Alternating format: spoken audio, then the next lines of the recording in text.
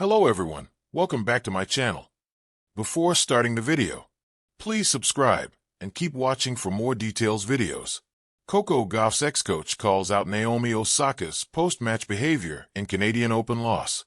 At a time when it looked like Naomi Osaka was back to her best, she suffered a heartbreaking setback just days before the US Open. The four-time Grand Slam champion went down fighting against Canada's Victoria Mboko in 3 sets in the final of the Canadian Open.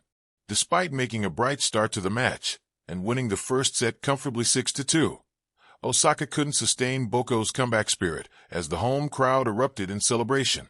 After the match, Osaka's behavior came into the limelight, and Coco Gauff's ex-coach pointed it out on social media. Following the match, Osaka had a hasty post-match interview on the court and even failed to acknowledge her opponent's efforts after Mboko had won the biggest title of her career. "I don't really want to take up too much time. I'll just say thank you to everyone. Thank you to my team, the ball kids, organizers, and volunteers. I hope you guys had a good night," Osaka said, as there was no mention of Mboko in her interview. As a result, she faced massive backlash from the tennis world for being a bad loser. Even Coco Gauff's former coach, Brad Gilbert, acknowledged this fact and criticized Osaka's post-match interview. Taking to his official X handle, Gilbert wrote, "Props to Silent K on excellent speech after losing 7-6 in third.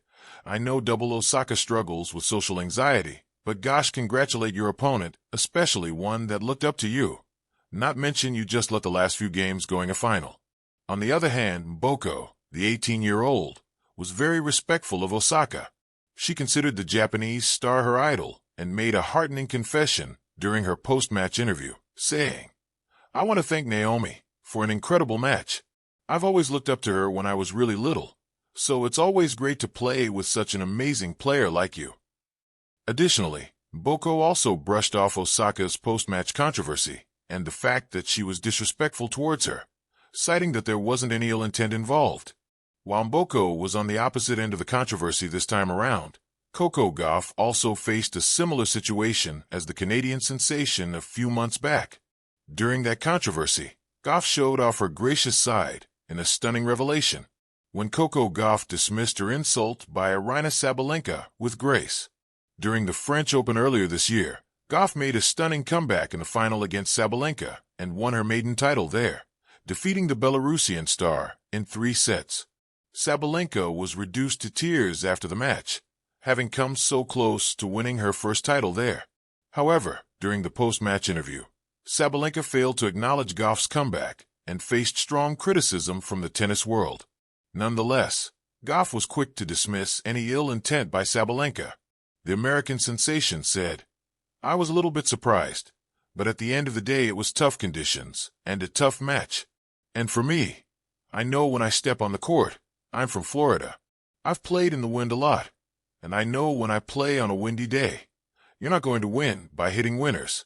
Further, Coco Gauff added, "You're not going to win by playing pretty tennis. And also when you're playing Aryna, she's such a tough hitter, so you know she's going to hit winners, so you kind of have to make her make those mistakes. So, I think everything that I did was for a reason and for a purpose. That's how I needed to play today. I knew that mentally going onto the court, that's what I needed to do. And if it went her way, I would have credited her as well." Meanwhile, the action now shifts to Cincinnati, which will be the final warm-up tournament for the top players ahead of the US Open. Can Osaka come back strongly after a heartbreaking loss in the Canadian Open? Let us know your views in the comments below. A moment that echoed louder than the trophy. In the electric-charged atmosphere of the 2025 Canadian Open final, a match that felt like a passing of torches, Naomi Osaka fell to 18-year-old home favorite Victoria Mboko in a 3-set decider, dropping the second set and falling 2-6, 6-4, 6-1 in Montreal. Essentially Sports. PFSN. Wikipedia. What followed the loss, however, grabbed headlines even more than the match itself. Her runner-up speech was curt, barely 13 seconds, and omitted any mention of Mboko, who had cited Osaka as her idol. Diario as. Essentially Sports. Osaka offered only a general thank you to her team and volunteers. No words of congratulation for her opponent, a gesture widely seen as a basic courtesy in sportsmanship. Diary OAS. News.com.au. The silence in those missed words reverberated across the tennis world. Sharp critique from an unexpected voice. Among the critics was Brad Gilbert, Coco Gauff's former coach, who took to social media to express his disappointment. Props to Silent K on excellent speech after losing 7-6 in third. I know Double Osaka struggles with social anxiety, but gosh, congratulate your opponent, especially one that looked up to you. Essentially sports. His words echoed sentiment across the sport, a reminder that, win or lose, acknowledging your opponent's effort is both gracious and expected. More than just a speech.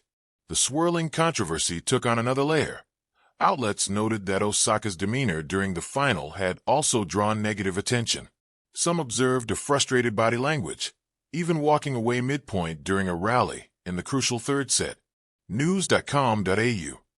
This behavior compounded the backlash. Her silence became more than an awkward omission. For some, it was interpreted as a sign of disengagement. Meanwhile, Boko handled herself with grace, addressing her respect for Osaka in her trophy ceremony, despite the snub. Diary OAS. But not everyone was satisfied with her composure. The backlash continued to spotlight the divide between sportsmanship ideals and the raw emotion of defeat.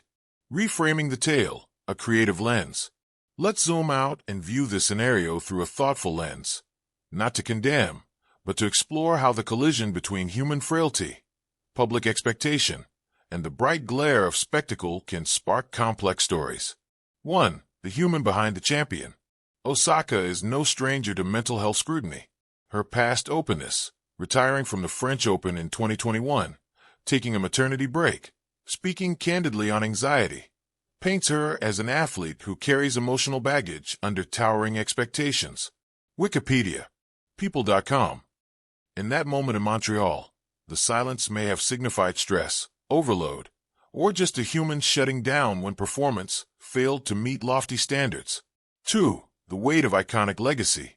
For Boko, beating Osaka, her idol, on home soil is a mantle of validation. Yet the absence of acknowledgement from Osaka may have felt like a void in the passage, a moment unreceived. It refashions the narrative from coming of age to a more bittersweet shade. Victory without validation from the hero you adore. 3. Sports mirror of social expectations. We expect champions to be paragons, poised, gracious, publicly gracious. But rarely do we pause to ask, are these expectations fair when players are performing, failing, and processing real emotions under immense pressure? Gilbert's words reflect that tension, a desire for normative gratitude, versus understanding that performance under stress can obscure even simple courtesies. 4. The role of narrators. Like all great stories, this one hinges on perception.